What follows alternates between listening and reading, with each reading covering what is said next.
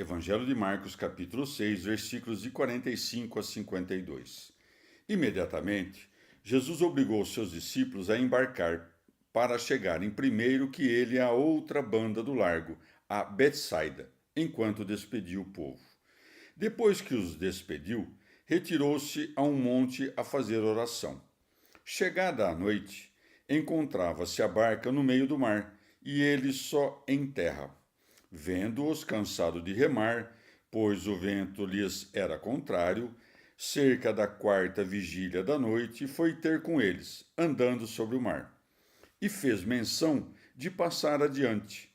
Quando eles ouviram caminhar sobre o mar, julgaram que era um fantasma e gritaram, porque todos ouviram e se assustaram. Mas ele falou-lhes logo e disse: Tende confiança, sou eu, não temais.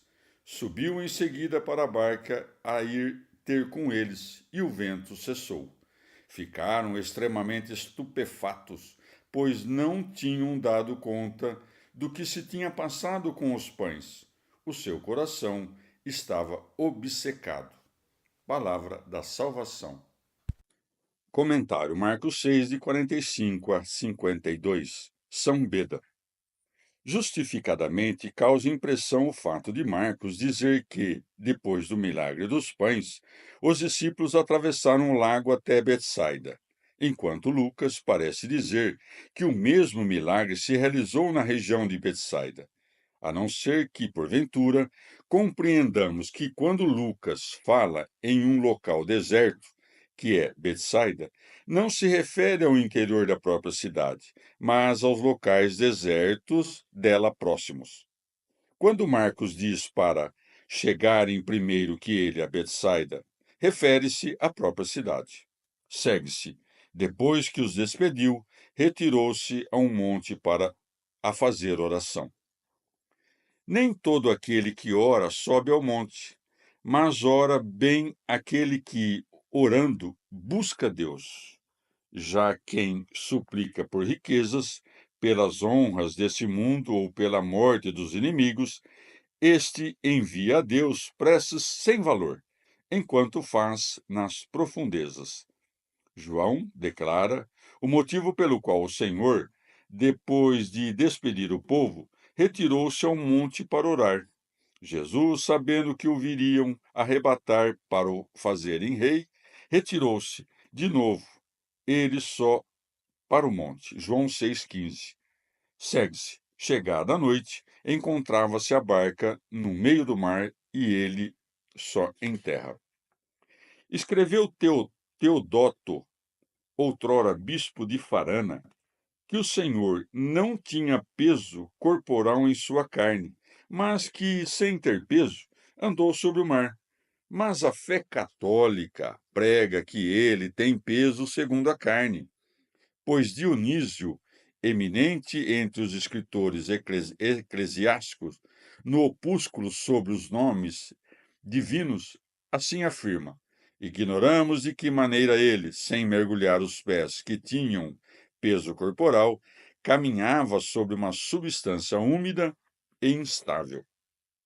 Sendo ainda carnais, os discípulos admiravam-se com a grandeza dos poderes, mas ainda não podiam nele reconhecer a verdade da divina majestade. Daí se segue: o seu coração estava obcecado. De outra parte, em sentido místico, o esforço dos discípulos ao remar designa as fadigas da Santa Igreja que, entre as ondas desse mundo que se lhe opõe e entre os sopros dos espíritos imundos, se esforça por chegar ao repouso da pátria celeste. E convenientemente se diz que a barca estava no meio do mar e ele só em terra. Depois, pois, por vezes a igreja foi abatida por tão grandes tribulações da parte dos gentios, que chegou a parecer que seu Redentor a havia completamente abandonado.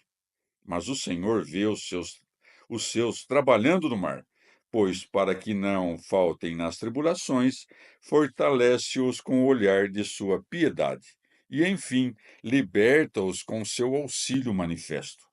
Ele vai até eles na quarta vigília, quando se aproxima o nascer do dia.